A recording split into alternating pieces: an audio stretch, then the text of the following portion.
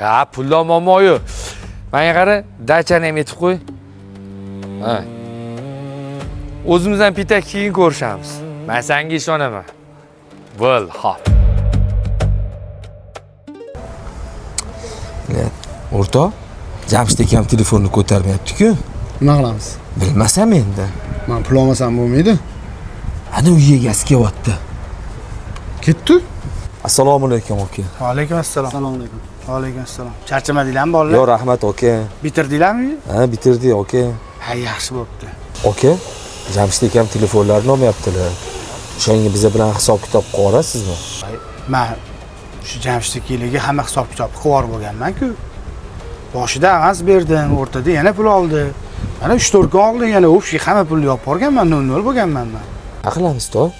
Bizga boshqacha gapiradilar. Bizga boshqacha gapiradilar. Hali uy egasi pul bermayapti deyaptilar.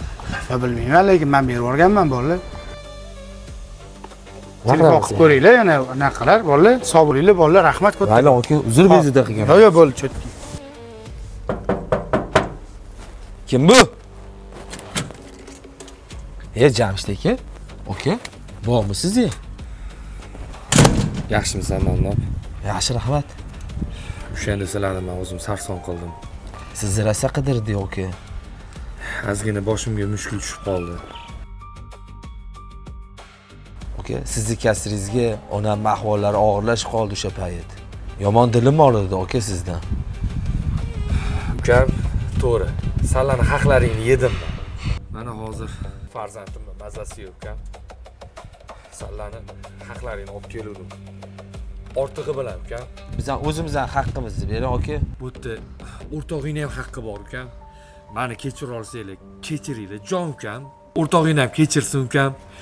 Iltimos sizlardan duo qilinglar, ukam. Sizni aka, Alloh kechirsin.